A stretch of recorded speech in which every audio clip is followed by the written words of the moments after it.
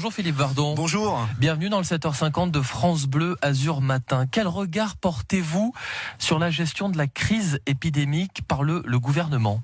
Écoutez, vous savez, je crois que les gens ont besoin de clarté, que les gens ont besoin de constance. Et au contraire, on a une parole publique, de Christian Estrosi jusqu'à ses amis du gouvernement, qui est une parole qui vient rajouter de l'incertitude à l'inquiétude. On ne sait pas très bien à chaque fois à quelle sauce on sera mangé dans la nouvelle intervention gouvernementale. Et puis on voit un maire qui fluctue, qui d'un côté organise le grand rendez-vous du Tour de France, un grand événement musical cet été, je crois que tout le monde s'en rappelle, ça a fait le tour du monde. Et puis qui aujourd'hui, dans son agitation médiatique habituelle, dans sa recherche de boucs émissaires, vient nous dire c'est la faute des locations saisonnières, c'est la faute des touristes, hier c'était la faute de Noël. Vous n'auriez pas interdit les locations saisonnières, vous ? Vous savez, moi j'ai pris l'avion vendredi. J'étais seul au portique.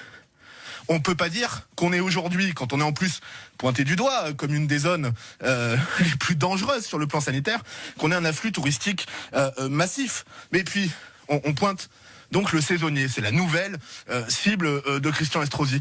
Vous connaissez l'hôtel Aston, j'imagine, comme de nombreux Niçois, un des plus beaux hôtels de notre ville. Est-ce que vous savez combien c'est une chambre à l'hôtel Aston ce soir ? 64 €. Voilà où on en est. Pour louer une chambre ce soir à l'hôtel Aston, cela ne vous coûterait que 64 €. Est-ce que vous pensez donc que c'est l'interdiction de ces locations saisonnières qui va empêcher ceux qui le veulent de venir chez nous ? Vous savez, moi, je ne suis pas le plus grand avocat des locations saisonnières, donc je pense qu'elles posent de nombreux problèmes, notamment en termes de pression sur le marché immobilier, en termes de concurrence déloyale, etc. Mais en l'occurrence, je trouve que c'est une mesure qui est à la fois un peu abusive, très franchement, et surtout très injuste. Voilà. Il y a des gens qui aujourd'hui sont dans une situation économique difficile, à qui on interdit de travailler, certains pour qui c'est un complément de revenu, qui ont déjà une activité économique en berne, et puis il y a tout ce qui va autour. On a quand même des restaurateurs. Et ces restaurateurs, vous soutenez le mouvement de désobéissance à ce sujet ? Non, vous savez, moi je suis engagé en politique pour changer les choses. Ce que je dis à tous ceux qui ne sont pas contents, c'est pour changer la situation, pour changer la politique qui est menée, il faut changer ceux qui la mènent. Il faut changer ceux qui la mènent. Et effectivement, il faut se saisir de chaque occasion. Ça fait 1 an aujourd'hui qu'on est là-dedans. 1 an qu'on alterne confinement, reconfinement, confinement presque, couvre-feu. Le couvre-feu à 18h, dont il faut bien dire qu'il a démontré son inefficacité absolue. Le couvre-feu à 18h, il a été réclamé par Christian Estrosi. On ne s'en souvient peut-être plus. Christian Estrosi a réclamé ce couvre-feu à 18h. Il a été l'un des premiers à le mettre en place. Il l'a réclamé, il l'a demandé au gouvernement. On a été effectivement un peu les cobayes du couvre-feu à 18h. Et qu'est-ce qu'on voit ? Vous avez vu la courbe. Comme moi, ça ne change rien. Mais vous auriez fait quoi, et on peut même se demander si ce couvre-feu à 18h n'a pas participer à aggraver la situation.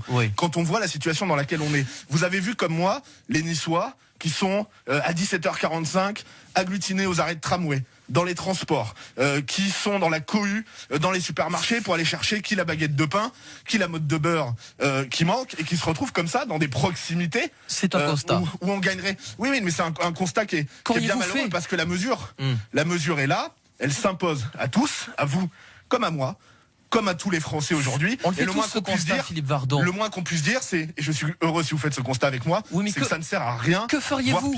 Que feriez-vous, vous ? Parce que là, on est en train de discuter autour de cette table des mesures qui ont été prises. Qu'est-ce que vous proposez pour lutter contre l'épidémie ? Vous savez, je crois qu'il y a plein de choses assez simples, finalement, qu'on ne fait plus. Je vais vous prendre un exemple précis. Moi, vous savez, je vis dans Nice, je prends très souvent le tramway. Qu'est-ce que je constate ? Il n'y a plus de gel hydroalcoolique. Voilà par exemple une mesure qui semble efficace, dont on nous a beaucoup expliqué. On se rappelle, on avait des tutoriels pour se laver les mains. Eh bien aujourd'hui, on n'a plus de gel hydroalcoolique à disposition, ni aux arrêts de tram, ni dans le tram. La distanciation a totalement disparu. Et j'ai l'impression finalement que les mesures simples, mais qui ont démontré leur efficacité, sont complètement mises de côté, et qu'il ne reste plus que les mesures les plus coercitives. De la même façon, avec la ville de Nice, nous avions mis en place la gratuité des city scouts.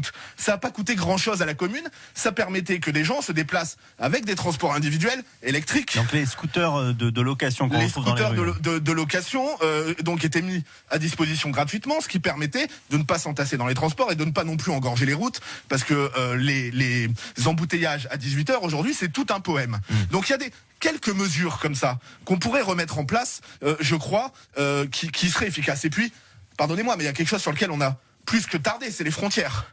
Alors aujourd'hui, elles sont fermées, ça y est. Enfin, en tout cas, il faut des tests PCR pour franchir la frontière. Oui, vous avez bien raison. Ça y est, un an après. Et il y a un an, quand Marine Le Pen disait la première chose à faire, c'est de contrôler aux frontières pour savoir qui rentre et dans quel état de santé. À l'époque, je vous en rappelez peut-être, Olivier Véran, comme Emmanuel Macron, ricanait.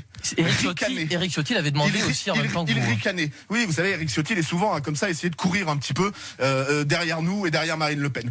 À l'époque, il y a un an, on a ricané quand nous le demandions, et aujourd'hui, tout le monde redécouvre l'utilité de la frontière. Tant mieux, parce que c'est pas utile que pour le virus, les frontières. Ça permet aussi de se protéger sur le domaine économique et puis sur le plan sécuritaire, en sachant qui rentre dans notre pays. Philippe Vardon, il y a une question qui se pose, parce que l'épidémie continue quand même, on le voit encore, d'augmenter. Est-ce qu'il faut, oui ou non, reconfiner ? Non, je ne le crois pas. Je ne le crois pas. Vous savez, aujourd'hui, le confinement, c'est quoi ? C'est ce qui arrive quand on a tout raté. À chaque fois que j'entends confinement, moi j'entends échec.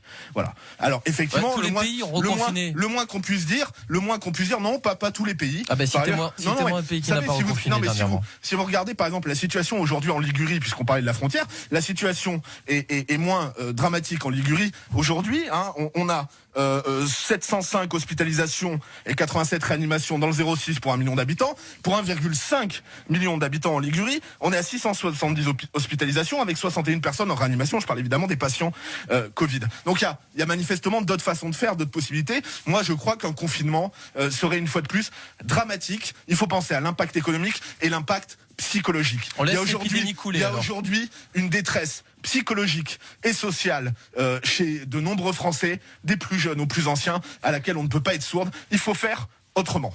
Philippe Vardon nous dit qu'il ne faut pas reconfiner, qu'il faut faire autrement. Il était l'invité du